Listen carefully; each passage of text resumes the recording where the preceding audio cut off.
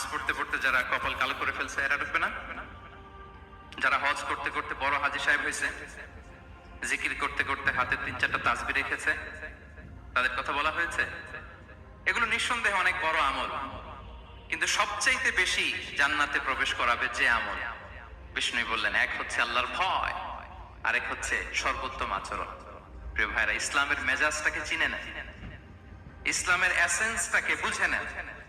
আমরা ভালো আচরণকে গুরুত্ব দিতে চাই না। অনেক নামাজি লোক দেখবেন নামাজ পড়তে পড়তে কপালে কালো দাগ ফেলে দিছে, বাসায় বউয়ের সাথে খারাপ আচরণ করে, খিটখিটে মেজাজের, প্রতিবেশীর সাথে শুধু ঝগড়া, কলিগদের সাথে ঝগড়া, মারামারি, দুঃসম্পর্ক, এরকম আছে না নাই বলেন? আছে না? কিন্তু নামাজি, অনেক বড় হাজি, একদিনও কোরআন তেলাওয়াত মিস হয় না। তো এত ইবাদত করেও সে ইসলামের আসল এসেন্সটাকে ধরতে পারে না।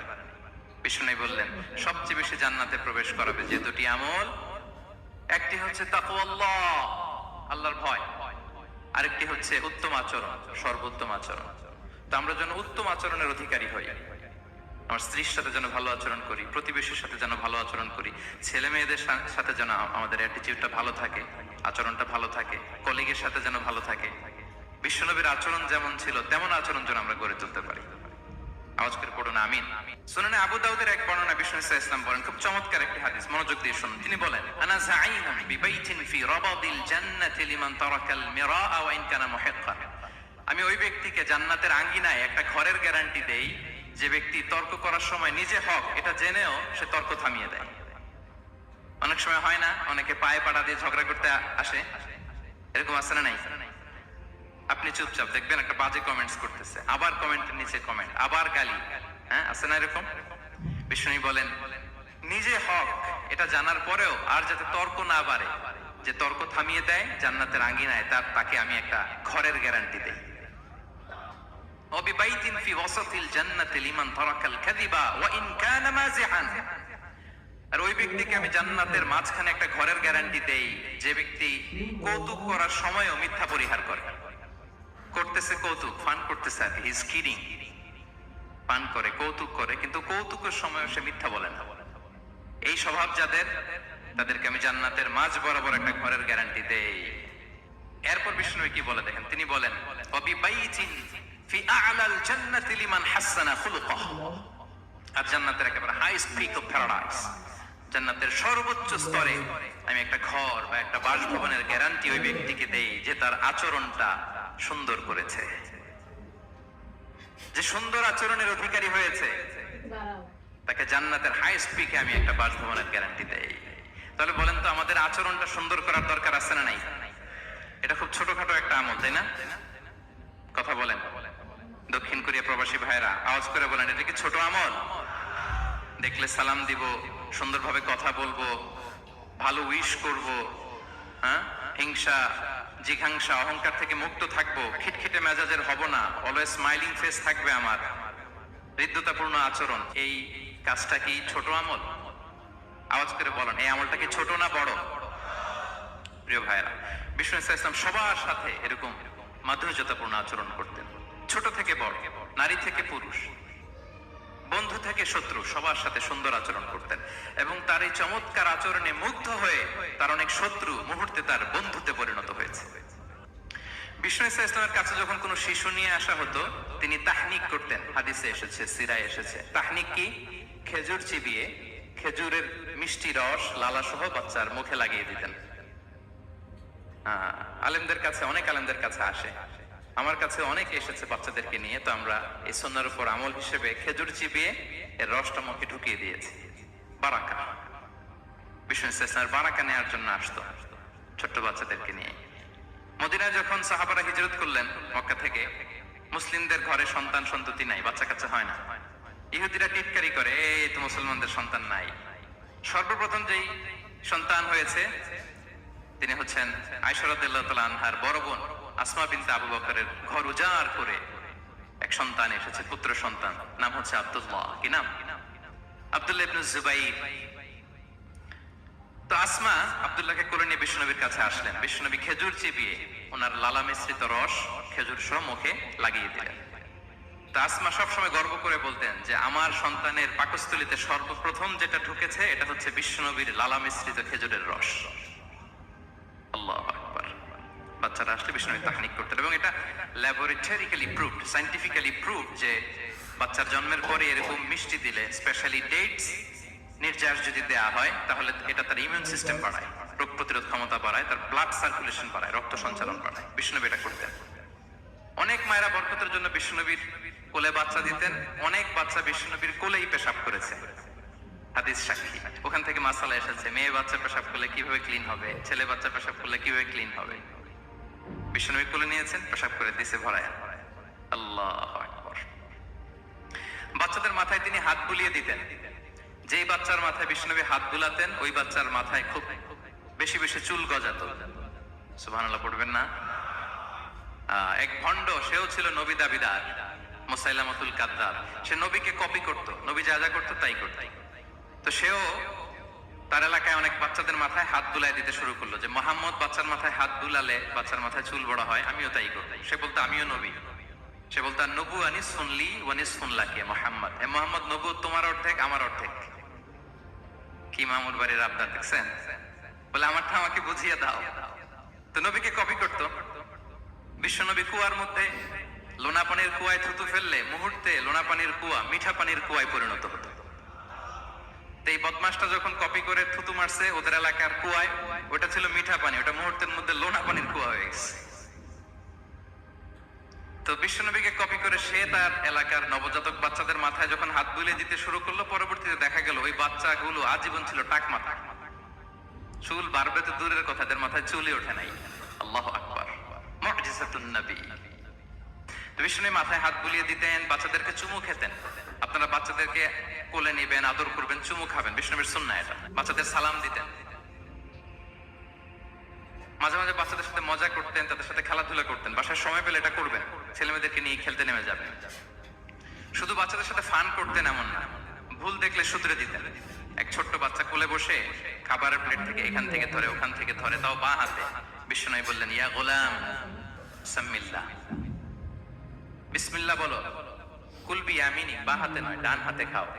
ওয়া কুল মিম্মা ইয়ালি, আর এদিক সেদিক থেকে নয়, তোমার সামনে যেটা আছে ওইটা খাও। সুবহানাল্লাহ। শুধরে দিতেন। সাদাকার খেজুরের স্তূপ ছিল, জাকাতের খেজুর। হাসান রাদিয়াল্লাহু তাআলা আনহু, বিষ্ণু ইসলামের দৌহিত্র, ছোট্ট মানুষ, হাঁটতে হাঁটতে যে খেজুরের স্তূপের দিকে খেজুর নিয়ে খেলতে যায়, হঠাৎ একটা খেজুর খেতে আরম্ভ করলেন। বিষ্ণু বলেন, কিখ কিখ, থামো থামো, ওয়াক থু থু। আমরা যে বাংলা ওয়াক থু বলি, এটার আরবি হচ্ছে কিখ। মানে এই নানা ভাই রাখো রাখো রাখো। আলা তাআলাম ইন্না লা নাকুলু সাদাকা, নানা ভাই তুমি জানো না আমরা হাশিমি খানদানের, আমরা সাদাকার মাল খেতে পারি না। আঙ্গুল ঢুকিয়ে মুখ থেকে খেজুর বের করে দিলেন। সুবহানাল্লাহ। এভাবে ছোট্ট বাচ্চাদের ভুলগুলো শুধরে দিতেন, কারেকশন করতেন। সুনানে নাসাইতে এসছে, কানা রাসূলুল্লাহ সাল্লাল্লাহু আলাইহি ওয়াসাল্লাম ইয়াজুরুল আনসার, তিনি যখন আনসারীদেরকে ভিজিট করতে যেতেন, ফায়ুসাল্লিমু আলা সিবিয়ানিহি, আনসারী বাচ্চাদেরকে সালাম দিতেন। আপনারা বাচ্চাদের সালাম দেন তো নাকি? নাকি বাচ্চাদের সালামের জন্য বসে থাকেন? অনেকে মনে করে যে আমি মুরব্বী হাজী সাহেব, 80 বছর বয়স, আমি তো শুধু সালাম পাবো, আমি দিব কেন? এরকম একটা ভুল ধারণা আছে না? সালাম শুধু ছোটরা দিবে, ব্যাপারটা কি এমন না। ছোটরা বড়দের দিবে, বড়রা ছোটদের দিবে, সবাই সবাইকে দিবে। ঠিক কিনা বলেন? ইনশাআল্লাহ বলেন সবাই। ওয়ায়ামসাহু বিরুসিহিম, বাচ্চাদের মাথায় হাত বুলিয়ে দিতেন। ওয়ায়াদউ লাহুম, তাদের জন্য দোয়া করতেন। Harika bir haberim var. Artık alerji aşıları dil altı sprey şeklinde kullanılabiliyor. Özellikle astımınız, alerjik nezleniz var ve bu hastalık বিশ্বনবীর বাচ্চাদের সাথে আচরণ, ডিলিংস, ইন্টারঅ্যাকশন কেমন ছিল বুঝতে পেরেছেন? একবার এক নামাজে ওনার নাতিদেরকে নিয়ে হাজির হলেন, হাসান হুসাইন রাদিয়াল্লাহু আনহুমাকে নিয়ে। তো নামাজের এক সিজদায় বিশ্বনবী এমন লম্বা সময় সিজদায় পড়ে রইলেন, মাথা আর উঠান না। মুসল্লিরা তো অবাক, সাহাবারা ভাবলেন হায় রে, নবীজি অসুস্থ হয়ে গেলেন নাকি, অথবা ওহী নাজিল হলো নাকি। নামাজ শেষে সাহাবারা জিজ্ঞেস করলেন, ইয়া রাসূলুল্লাহ, আপনি কি অসুস্থ হয়েছেন নাকি ওহী নাজিল হচ্ছিল? এত লম্বা সিজদা দিতে তো কখন দেখি নাই। বিশ্বনবী বললেন, না না, কুল্লুন যালিকা লাম ইয়াকুন, কোনটাই না, বরং ওয়ালাকিন নাবনি ইরতাহালানি, আমার নানা ভাই হাসান হোসাইন সিজদারত অবস্থায় আমার পিঠের উপরে উঠে বসেছিল। ফাকারিহতু আন উআজ্জিলাহু হাত্তা ইয়াকদিয়া হাজাতা। আমি উঠে গেলে তাদের ডিস্টার্ব হবে, এজন্য সিজদায় পড়েছিলাম। যতক্ষণ তাদের পিঠে উঠে খেলতে মনে চেয়েছে তারা খেলেছে, তারা নেমেছে, তারপরে সিজদা থেকে মাথা উঁচু করে দাঁড়িয়েছি। সুবহানাল্লাহি ওয়া বিহামদিহি। তো আমরা কাঁধে নিয়ে খেলবো তো দূরের কথা, আমরা অনেকে বাচ্চাদেরকে মসজিদে দেখলেই রেগে যাই, আছে না নাই? অনেক মুরব্বীরা আছে মসজিদে বাচ্চা দেখতে পারে না, দেখবেন হ্যাঁ, খিটখিটে মেজাজের হয়ে যায়, রিঅ্যাক্ট করে। আলহামদুলিল্লাহ গত অনেক বছর ধরে বাংলাদেশে এটা নিয়ে আমরা কন্টিনিউয়াসলি বলেছি যে না, শিশুদেরকে আপনারা মসজিদে আসলে ধমক দিবেন না, ভুল করলে, আওয়াজ করলে, চিৎকার করলে তাদেরকে বকা দেওয়া যাবে? বলেন। আজকে যদিও বকা খেয়ে মসজিদ থেকে ফিরে যায়, আর কোনোদিন মসজিদের দিকে পা বাড়াবে? ও যাবে ক্লাবে, হ্যাঁ, ও যাবে গানের কনসার্টে, আর ফেরাতে পারবেন মসজিদে? আর আসবে না। খবরদার, আপনার একটা ধমকের কারণে মসজিদমুখী কোনো শিশু যেন অন্যদিকে না যায়। বুঝাবেন যে আব্বু এটা আমাদের ইবাদত গাহ, পবিত্র জায়গা, কিন্তু দুষ্টামি করতে হয় না, আওয়াজ করতে হয় না, আল্লাহ তোমাকে অনেক গুনাহ দিবে। গুনার ভয় দেখালে কিন্তু বাচ্চারা দুষ্টামি করে না, দেখবেন, ঠিক কিনা বলেন? এই সেন্সটা তাদের আছে, এভাবে বুঝাবেন। মুসনাদে আহমদে একটা হাদিস এসেছে, বিষ্ণু ইসলাম ওনার চাচাতো ভাইদেরকে নিয়ে দৌড় প্রতিযোগিতা করাতেন, লাইন ধরে দাঁড় করাতেন, আর বলতেন মান সাবাকা ইলাইয়া ফালাহু কাদা ওয়া কাদা। সবাই দাঁড়াও, দেখি কে কার আগে আমাকে দৌড়ে ধরতে পারে, যে ধরতে পারবে তাকে পুরস্কার দেব।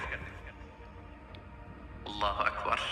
এবং বিশ্বনবীর এই কথা শুনে সবাই দৌড়ে যে বিশ্বনবীর ঘাড়ের উপর উঠতো, বুকের উপর উঠতো, ঝাঁপিয়ে পড়তো। বিশ্বনবী সবাইকে ধরে আগলে নিতেন, প্রত্যেকের গালে চুমু খেতেন। পড়েন সুবহানাল্লাহ। এই ছিল শিশুদের প্রতি বিষ্ণু ইসলামের আচরণ। তো আমরা এরকম আচরণ করি কিনা? আমাদের আচরণটা আমাদের বাচ্চা, আমাদের আত্মীয় স্বজনের ছোট ছেলে মেয়ে, আমরা কোথাও শিশুদেরকে যদি দেখি, আমরা তাদের সাথে কিভাবে আচরণ করি একটু মিলিয়ে নিই। কার আচরণ কেমন, এরকম করেন কিনা আমি আর জিজ্ঞেস করতে চাইলাম না, জাস্ট আস্ক ইউরসেলফ, নিজেকে জিজ্ঞেস করুন যে আমরা আমাদের বাচ্চাদের সাথে এরকম আচরণ করি কিনা। সাহাবারা তো সবচাইতে বেশি বিশ্বনবীর সঙ্গ পেয়েছেন, তাই না? তাদের সাথে কেমন আচরণ ছিল? যে আয়াতটি দিয়ে আমি শুরু করেছি, আল্লাহ বলেছেন ফাবিমা রাহমাতিম মিনাল্লাহি লিনতা লাহুম ওয়ালাউ কুনতা ফাযযান গালিযাল কলবি লানফাদ্দু মিন হাওলিক।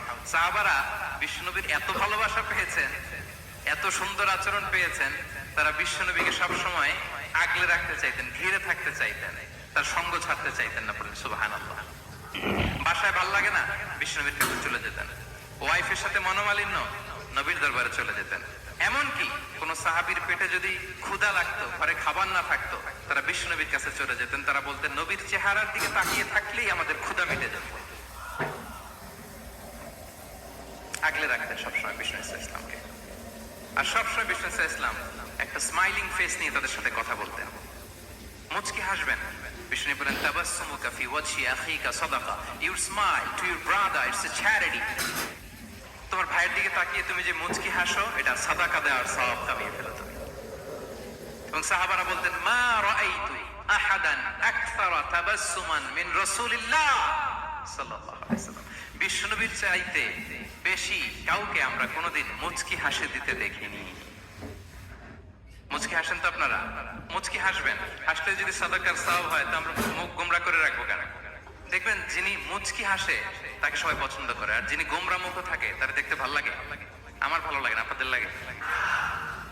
হাসি কিন্তু সংক্রামক, ইতিবাচক ভাবে সংক্রামক। আপনি হাসলে দেখবেন হেসে হেসে কথা বলে, যার সাথে বলতেছেন তারও একটা হাসি। আপনি গোমরা মুখ থাকলে ওই ব্যক্তিও গোমরা মুখ, ঠিক কিনা বলেন? এবং মুচকি হাসলে স্বাস্থ্য ভালো থাকে, মানসিক স্বাস্থ্যের সাথে এটা সম্পর্ক আছে। দেখেন বিষ্ণু ইসলাম কেমন কনসিডারেট ছিলেন। বিশ্বনবী যদি কারোর সাথে মুসাফা করতেন, ভাই হাত মিলান তো, এই যে ওই লোক হাত সরানোর আগে বিশ্বনবী হাত সরাতেন না। যখন উনি হাতটা টান দিতেন তখন নবী হাত টান দিতেন। কারোর সাথে কথা বলার সময় এইভাবে আর চোখে তাকাতেন না, এইভাবে না। কথা বলতে হইলে ঘুরে তার দিকে হয়ে তাকে সম্মান দিয়ে, রেসপেক্ট দিয়ে কথা শুরু করতেন। কেউ কোনো গুরুত্বপূর্ণ কথা কানে কানে বলতে চাইলে তিনি কথা শেষ না হওয়া পর্যন্ত মাথা সরাতেন না। সুবহানাল্লাহ, আসতে বলেন। আল্লাহু আকবার, আল্লাহু আকবার। একটু মিলিয়ে নেই, আসলে কি আমরা পারি এত চমৎকার আচরণ উপহার দিতে? কতটা কনসিডারেট ছিলেন দেখেন। এক বেদুইন, অক্ষর জ্ঞানহীন মানুষ, সভ্যতার ছোঁয়া তার মধ্যে লাগেনি।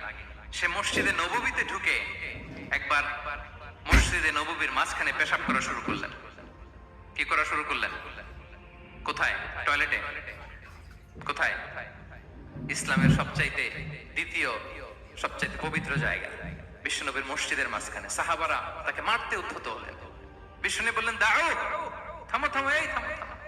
কারণ প্রস্রাব করার সময়, টয়লেট করার সময় হুট করে কাউকে ধমক দেওয়া যায় না, ডাকা যায় না, দরজায় বড় নক করা যায় না, করলে তার ক্ষতি হতে পারে, এটা করবেন না। বিশ্বনবী বললেন, দাও ওয়া হারিকু আলা বাউলিহি সাজলান মিন মা, এই রাখো রাখো, বেচারাকে পেশাব করতে দাও, করতে দাও, করতে দাও, পেশাব করতে দাও। সে পেশাব শেষ করলো। বিষ্ণু বললেন, এক বালতি পানি ঢেলে দাও। এই এক বালতি পানি বালুতে মিশে জায়গাটা পরিষ্কার হয়ে যাবে। এরপর বিষ্ণু ইসলাম বললেন, ফাইন্নামা বুইসতুম মুয়াসসিরিন ওয়া লাম তুবআসু মুআসসিরিন, তোমরা এত কঠোর হচ্ছ কেন? আল্লাহ তো তোমাদেরকে কঠোর করে পৃথিবীতে পাঠাননি, সহজপন্থী করে আল্লাহ তাআলা আমার এই উম্মতকে পৃথিবীতে পাঠিয়েছে। পড়েন সুবহানাল্লাহ। দেখেন কত চমৎকার আচরণের ছিলেন। এবং পরে লোকটাকে বুঝিয়ে বললেন, সে কালিমা পড়ে মুসলমান হয়ে গিয়েছে। আল্লাহু আকবার। এই ছিল বিষ্ণু ইসলামের ইন্টারেকশন সাহাবাদের সাথে। এবং সাহাবাদের জন্য তিনি দোয়া করতেন প্রাণ ভরে। প্রিয় ভাইরা, দোয়া চাওয়া, দোয়া করা দুটোই সুন্নাহ। প্রাণ ভরে তিনি সাহাবাদের জন্য দোয়া করেছেন। বিষ্ণু ইসলাম একবার ওয়াশরুম সেরে এসে দেখলেন কে যেন অজুর পানি রেখে গিয়েছে। জিজ্ঞেস করলেন, কে রেখেছে? বলা হলো, আব্দুল্লাহ ইবনে আব্বাস রেখে, ছোট্ট আব্দুল্লাহ। বিষ্ণু ইসলাম খুশি হয়ে গেলেন, হায় রে, সে কিভাবে খেয়াল করলো, আমি এখন ওয়াশরুম থেকে আসলেই তো আমার অজুর পানি লাগবে। খুশি হয়ে একটা দোয়া করলেন তার জন্য। তিনি বললেন, আল্লাহুম্মা ফাক্কিহহু ফিদ্দীন ওয়া আল্লিমহু তা'ওয়িল, মানে হে আল্লাহ, আপনি তাকে দ্বীনের জ্ঞান দেন এবং কোরআনের ব্যাখ্যা তার শিক্ষা দেন। বিশ্বনবীর এই দোয়া এমন ভাবে কবুল হয়েছে, এই আব্দুল্লাহ ইবনে আব্বাস যত মুফাসসির পৃথিবীতে আসবে, সকল মুফাসসিরদের সম্রাট হিসেবে আল্লাহ তাকে কবুল করেছেন। বিশ্বনবীর দোয়া তারা পেয়েছে। উম্মে সুলাইম রাদিয়াল্লাহু তাআলা আনহা আনাস রাদিয়াল্লাহু তাআলা আনহুকে নিয়ে আসলেন। বললেন, নবী হে, আপনি এসেছেন, আমরা যে এত খুশি মদিনাবাসী, সবাই দেখে আপনার হাতে কিছু না কিছু হাদিয়া দেয়, আমি কি দিব? কিছু দেয়ার নাই, কিছু দেয়ার নাই, আমি গরিব মানুষ, আমি আমার নার ছেঁড়া ধন, কলিজার টুকরা আনাস, আমার শিশু সন্তানটারাই আপনারে হাদিয়া দিয়ে দিলাম। খোয়াই দিমুকা আনাস। নবী হে, সে আপনার ছোট্ট খাদেম হবে, আপনার কাজ করে দিবে। উদু আল্লাহ আলাহ, আপনি তার জন্য একটা দোয়া করেন। বিষ্ণু দোয়া করলেন, কি দোয়া করলেন? আল্লাহুম্মা আকসির মালাহু ওয়া ওয়ালাদা, আল্লাহ আনাসের সম্পদও বাড়ায় দাও, ওয়া ওয়ালাদা, তার সন্তানও বাড়ায় দাও। দেখেন এই দোয়ার কি বরকত। এই দোয়ার বরকতে আনাস বলে, মদিনাতে যত খেজুর বাগান ছিল সবগুলো খেজুর বাগানে বছরে খেজুর হতো একবার, কিন্তু নবীর দোয়ার বরকতে আমি আনাসের বাগানে খেজুর হতো বছরে 2 বার। আর ওনার সর্বসাকুল্যে ছেলে মেয়ে ছিল, কোন বর্ণনায় 78 জন, কোন বর্ণনায় 80 জন। আমাদের পুরো বংশে আছে 80 জন। কথা বলেন, আপনার পুরো গোষ্ঠীতে 80 জন আছে? ওনার শুধু ছেলে মেয়ে, একজনের ছেলে মেয়ে কয়জন? 80 জন। বিশ্বনবীর দোয়া কি ইন্টারেকশন দেখেন, একজন ট্রু লিডারের কি বৈশিষ্ট্য। তিনি সাহাবীদের ভালো গুণ দেখলে তাদেরকে উৎসাহিত করতেন, ইন্সপায়ার করতেন, প্রশংসা করতেন। আবু মুসা আল-আশআরী রাদিয়াল্লাহু তাআলা আনহু, তিনি রাত জেগে চমৎকার কণ্ঠে তেলাওয়াত করতেন। একদিন তার ঘরের পাশ দিয়ে বিষ্ণু যাচ্ছিলেন। পরের দিন বললেন, আবু মুসা, আমি কিন্তু তোমার কণ্ঠ শুনেছি, বড় সুরেলা গলা তোমার। লাকাদ উতিতা মিজমারান মিন মাজামিরি আলি দাউদ, দাউদ নবীর গলায় আল্লাহ যে সুরের ঝংকার দিয়েছেন, এই উম্মতের মধ্যে আল্লাহ তোমার গলায় সেই সুরের লহরী ঠেলে দিয়েছেন। আচ্ছা বলেন, নবী যদি প্রশংসা করে যে তোমার তেলাওয়াতটা খুব সুমধুর হয়েছে, তার কেমন লাগবে বলেন তো? আচ্ছা নবী বাদ দেন, শাইখ আব্দুর রহমান আস-সুদাইসি এসে যদি আপনারে বলে তোমার কণ্ঠটা তো বড় মিষ্টি, কেমন লাগবে আপনার? আর স্বয়ং বিশ্ব নবী যদি বলে, সুবহানাল্লাহ পড়বেন না? আল্লাহু আকবার। এইভাবে ইসলাম সাহাবাদেরকে উৎসাহিত করতেন। মাঝে মাঝে প্রশ্ন করতেন, তাদের অ্যাটেনশন গ্রো করার জন্য তিনি প্রশ্ন করতেন। একবার বলেন দেখি, কে বলতে পারে, ইন্না মিনাশ শাজারি শাজারা লা ইয়াসকুতু ওয়ারাকুহা মাসালুহা মাসালুল মুমিন, একটা গাছ আছে, এই গাছের পাতা ঝরে না, এর দৃষ্টান্ত মুমিনের দৃষ্টান্ত। কে পারো দেখি? কোন সাহাবী পারে না। কারণ তারা ভাবতেছিল দূরের ওই সিরিয়ার কোন গাছ হবে, অমুক জায়গার মরুভূমির গাছ হবে, ঘরের পাশে যে খেজুর গাছ, ওইটা আর কেউ হবে না। ভাবছে প্রশ্ন যেহেতু করছে, এত সহজ উত্তর হইলে তো প্রশ্ন করার কথা ছিল না। তারা এইটা বলে, ওইটা বলে, ক্যাকটাস, গুলমলাতা, ওই গাছ। নবী বলে না, ইন্নাহা আন-নাখলা, এটা খেজুর গাছ। কি গাছ? তো আব্দুল্লাহ ইবনে ওমর তখন খুব ছোট, তিনি মনে মনে ধরে ফেলছিলেন, কিন্তু ভয়ে বলে না। তো বাসায় যে ওমর রাদিয়াল্লাহু বলে, আব্বা আপনারা কেউ পারেন না, আমি তো জানতাম এটা খেজুর গাছ, তো বললা না যে? আব্দুল্লাহ বলে, আপনি পারেন না, অন্যান্য সাহাবারা বাচ্চা ছাড়া কেউ পারে না, আমি কেমনে কই? ওমর রাদিয়াল্লাহু বললেন, আজকে যদি তুমি বলতে পারতে লাল উট পেলে আরবরা যে যত খুশি হয় আমি তার চেয়েও বেশি খুশি হয়ে যেতাম। নবীর সামনে আমার বুকটা এত বড় হয়ে যেত। আল্লাহু আকবার। দেখেন, প্রশ্ন ছুড়ে দিয়ে মনোযোগ আকর্ষণ করতেন সাহাবাদের, রসিকতা করতেন মাঝে মাঝে। রসিকতা, এক সাহাবী বলেন, ইয়া রাসূলুল্লাহ, আমার চলতে বড্ড কষ্ট হয়, আপনি যদি দয়া করে আমাকে একটা উট দিতেন তাহলে আমি রাইড নিতাম এটার উপরে, এটা দিয়ে চলতাম, সফরের কষ্ট কমে যেত। বিষ্ণু বলেন, যাও, ঠিক আছে, তোমাকে একটা উটের বাচ্চা দিব। কি দিব? সাহাবী বলেন, ইয়া রাসূলুল্লাহ, আমি চাইলাম কি আর আপনি বললেন কি? আমার তো লাগবে এমন উট যেটা দিয়ে মরুভূমিতে চলা যায়। বিষ্ণু বললেন, ওই উটটাও তো অন্য কোনো না কোনো উটের বাচ্চা। সুবহানাল্লাহ পড়বেন না? ছোট্ট কথা, দেখেন কি রসিকতা, কি সেন্স অফ হিউমার। সুবহানাল্লাহ। Hi, I'm YouTube, and on YouTube,